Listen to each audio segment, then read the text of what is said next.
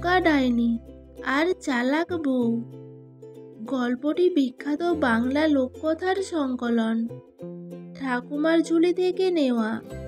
ঠাকুমার ঝুলি বাংলা গ্রামীণ লোককথা ও রূপকথার এক অমূল্য ভাণ্ডার, যেখানে জাদুটোনা, বুদ্ধি, হাস্যরস ও শিক্ষার মেলবন্ধন ঘটে।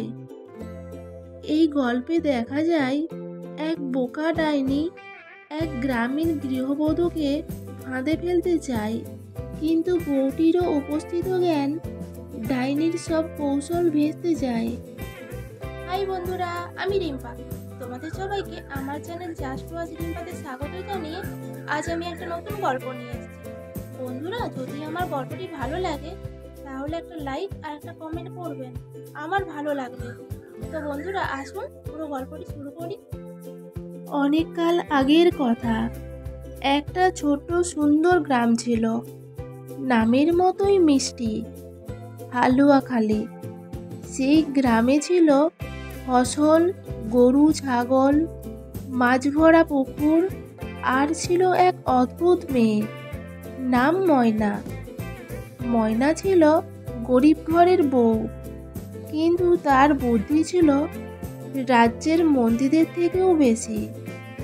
গ্রামের পাশেই ছিল এক বন, আর সেই বনে বাস করত এক বোকা ডাইনি, নাম ছিল চঞ্চলা রানী।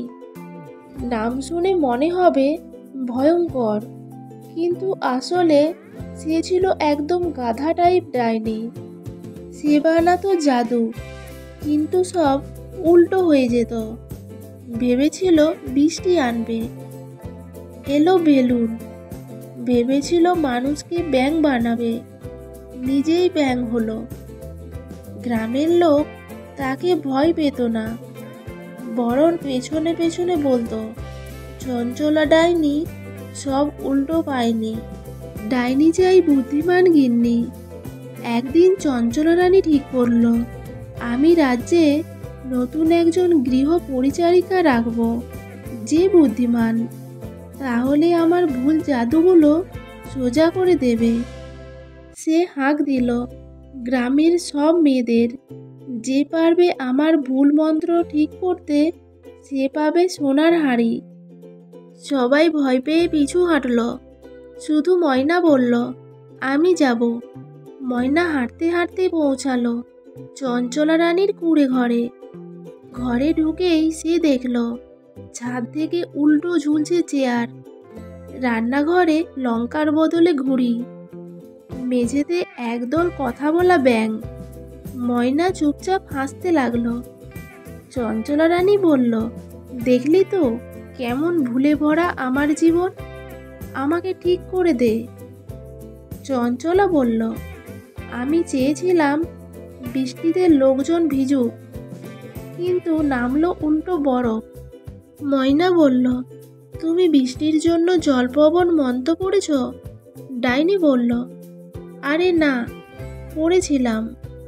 ঠান্ডা দাও, ভিজে যাও, চুল পাকাও।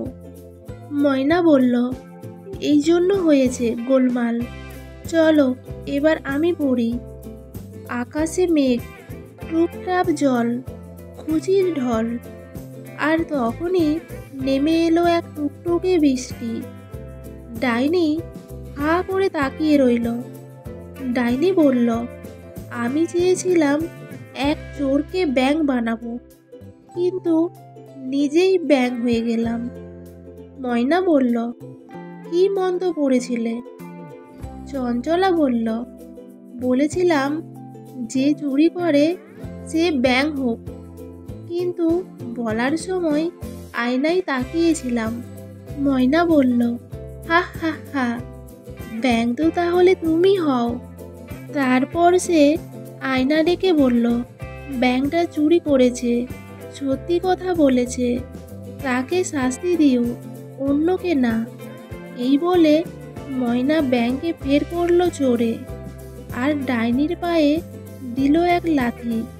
যাও শিখে নাও কাকে কি বলা যায়। চঞ্চলা বলল, আমি ভেবেছিলাম ভাত রান্না করব, হাঁড়ি বসালাম, আর বের হলো পটকা। আর রংবাজি। ময়না বলল, তুমি কি দিতে হাঁড়িতে? চঞ্চলা বলল, ভাতের বদলে দিয়েছিলাম পটকার বারুদ আর রং। ময়না মাথায় হাত দিয়ে বলল, তুমি রান্না করবে না, শুধু রোজ ঘুমাবে। রান্নাঘরের দায়িত্ব এখন আমার। চঞ্চলা খুশি হয়ে বলল, তুই থাক আমার পাশে, তুই তো আমার বান্ধবী। 3 মাস কেটে গেল। ময়নার বুদ্ধিতে চঞ্চলা এখন বেশ ভালো ডাইনি হয়ে উঠেছে। জাদুও ঠিকঠাক চলছে। একদিন রাজা পাঠালো বার্তা, আমার রাজপ্রাসাদের ছাদ উড়ে গেছে, সেটা জাদুতে ঠিক করে দিতে পারো? চঞ্চলা ভয় পেল। ময়না বলল, চিন্তা নেই, আমি বানাবো উড়ন্ত ছাদ, যা নিজের মতো বসে যাবে। ময়না বলল, ওরে ছাদ, বস রে মাথায়, হাওয়াই ভেসে, রাজা কাঁপায়। এক ঝটকায় ছাদ উড়ে গিয়ে ঠিক বসে গেল প্রাসাদে। সবাই চমকে গেল। রাজা ডাকলেন ময়নাকে, বললেন, তুমি তো আসল জাদুকরি, কি চাই তোমার? ময়না বলল, আমি শুধু চাই আমার গরিব পাড়া আর আমার স্বামী যেন ভালো থাকে। রাজা বললেন, তাই হোক, তোমার জন্য সোনার হাঁড়ি, আর তোমার পাড়ায় একখানা নতুন বাজার। চঞ্চলা রানী শিখে নিল, সবার চেয়ে বড় জাদু হলো বুদ্ধি আর মন, গাধাবো নয়। সে এখন ময়নার ছায়া সঙ্গী। ঠাকুমা বললেন, এই জন্য বলি, ভয় পেলে হবে না, বুদ্ধি থাকলে ডাইনিও বান্ধবী হয়ে যায়। ছেলেমেয়েরা হেসে উঠল। ঠাকুমা, কাল আবার একটা গল্প বলো। ঠাকুমা বললেন, আরে বাপু, কাল তো মাছেদের ফুটবল খেলার গল্প বলবো। গল্পের শিক্ষা, বিপদে ধৈর্য হারানো উচিত নয়, বরং বুদ্ধি ও উপস্থিতি জ্ঞানে পরিস্থিতি সামলাতে হয়। খারাপ উদ্দেশ্য নিয়ে কেউ এগোলে শেষ পর্যন্ত তারই ক্ষতি হয়। শক্তি নয়, বুদ্ধি ও চাতুর্যই আসল জ্ঞান এনে দেয়। বন্ধুরা, গল্পটি কেমন লাগলো?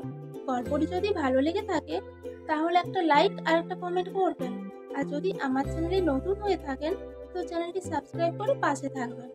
গল্পটি শেষ পর্যন্ত শোনার জন্য অসংখ্য ধন্যবাদ।